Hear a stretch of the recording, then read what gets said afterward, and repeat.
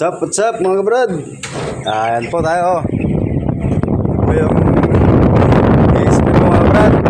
I-spin tayo ngayon. Saka po natin yung mga tropang kalog. Ayan po mga kabrad.